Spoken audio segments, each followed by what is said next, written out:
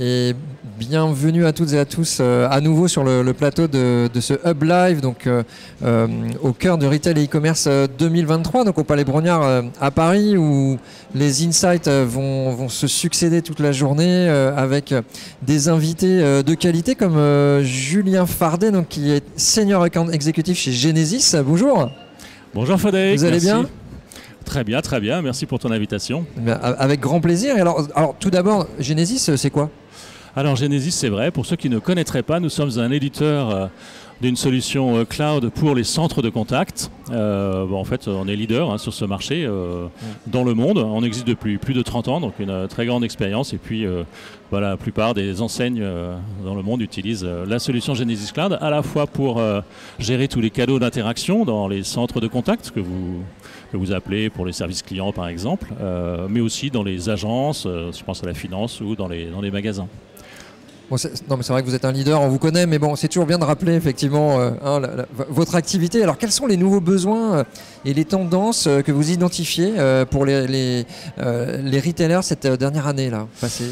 Alors, nous avons la chance d'avoir parmi nos clients pas mal de retailers, ce qui nous permet d'avoir une vue sur les Vous avez un regard là, c'est sûr. Voilà, donc l'année dernière, j'avais présenté le retour d'expérience de Decathlon, qui est considéré comme innovant dans le monde du retail. Et c'est vrai qu'on avait fait un focus sur l'orchestration de l'expérience client en termes d'intercanalité, c'est-à-dire pour une enseigne, le fait d'offrir tous les canaux d'interaction aux clients, que l'on puisse, toi, moi, quand on veut rentrer en contact avec une enseigne, utiliser WhatsApp, utiliser les appelés, tous les canaux d'interaction, et surtout commencer une conversation sur un canal, par exemple sur un mobile, et puis là je vais soit parler avec un conseiller parce que j'ai besoin d'une précision, je vais pouvoir le chatter avec lui, il va pouvoir m'envoyer par WhatsApp quelque chose.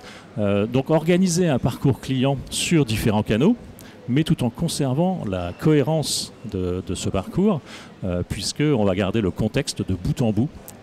Donc ça c'était le grand enjeu de l'année dernière, l'orchestration de l'expérience client, l'intercanalité qui est venue au-delà de l'omnicanalité dont j'entends encore parler beaucoup aujourd'hui. Ouais, bien sûr. C'est vrai que la nouvelle tendance, et c'est ce qu'on a essayé de présenter hier par exemple avec le client Lyreco qui est venu témoigner avec nous en plénière, c'est cette nouvelle tendance que d'analyser cette fois-ci le parcours client à la fois sur les canaux d'engagement physiques et des canaux d'engagement digitaux.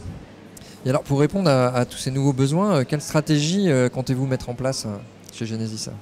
Alors, effectivement, c'est une grande question. Oui, ce nouveau besoin, en fait, il est tout simplement dû au fait que quand on a un parcours client, quand on va rentrer en contact avec une enseigne, il est extrêmement important que le vendeur, le conseiller, il ait toutes les informations sur nous, à la fois sur l'historique des commandes, à la fois sur qui on est, à la fois sur savoir préventivement quelles questions on va poser. Et toutes ces informations, elles sont placées dans différents endroits, dans différents logiciels même. Ça peut être dans le CRM, ça peut être dans le ERP, ça peut être dans la supply chain. L'idée, c'est d'avoir une plateforme API qui aille chercher toutes ces informations pour afficher à un conseiller, par exemple, toutes ces informations pour qu'il puisse naturellement vous répondre en ayant connaissance de tout sur vous, pour pouvoir fluidifier ce parcours. Très bien, c'est très clair. Et comment, selon vous, va évoluer l'expérience client sur le moyen, puis alors on va se risquer à un long terme. Peut-être, je ne sais pas si on se risque, mais bon. Si, on peut y aller. D'ailleurs, pour répondre à ce nouveau besoin, puisque notre plateforme est mise à jour toutes les semaines avec des nouvelles fonctionnalités. Ces fonctionnalités, c'est issu de l'expérience qu'on a depuis 30 ans, mais c'est aussi le vote de nos clients qui participent à la roadmap. Nous proposons une plateforme d'analyse du parcours client de bout en bout, à la fois sur les canaux d'engagement physique et les canaux d'engagement digitaux. Alors digital, ça va être l'application mobile, ça va être le site web, ça va être les canaux digitaux au centre de contact. Les canaux physiques, ça va être dans le magasin, ça va être et le but de cela, c'est d'avoir une vue en temps réel sur le parcours pour pouvoir l'améliorer et offrir ainsi la meilleure expérience client personnalisée. Alors c'est le principe de la solution. Ça fonctionne très bien, on a des grands clients qui l'utilisent.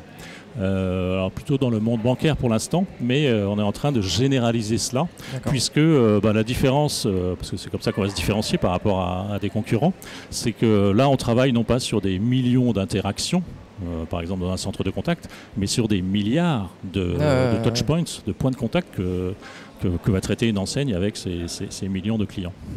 Et alors, pour finir, peut-être, est-ce que vous auriez un dernier point d'attention des retailers pour ces prochaines années, peut-être à nous citer? Oui, j'en ai un. Ou plusieurs, hein, comme vous voulez. J'en ai un. En fait, on l'avait repéré, on en a pas mal parlé l'année dernière, justement, avec Decathlon, c'était en conclusion. C'est de dire que, vous savez, dans le monde du retail, il y a le retail B2C, le retail B2B. Les besoins ne sont pas tout à fait les mêmes. Dans le B2B, on va travailler avec des partenaires, on s'adresse à des entreprises qui elles-mêmes sont divisées avec des services différents, etc. Et en fait, on s'aperçoit que tout ce que le retail B2C a mis en place en termes de parcours client, en termes d'expérience client, et bien finalement, les consommateurs qui vivent ça, qui vivent cette expérience, ils la reproduisent dans leur job quand ils travaillent chez un retailer B2B, et ils demandent la même chose. Donc finalement, le retail B2B c'est des habitudes en fait. Voilà, c'est ça. C'est les mêmes usages, c'est les mêmes codes, c'est le même niveau d'expérience client qui est demandé au retail B2B, qui s'y est mis certes plus tard, mais qui par contre bénéficie de toute l'expérience que le B2C a tâtonné pendant... Ils mettent en place plus rapidement. Voilà. Bon, c'est très intéressant. C'est pour le bénéfice de tout le monde de toute façon. Hein. Absolument. Là, sur le B2B, on est clairement sur de l'augmentation de chiffre d'affaires, sur de la réduction de coûts, sur de l'analyse, une meilleure performance, une meilleure productivité.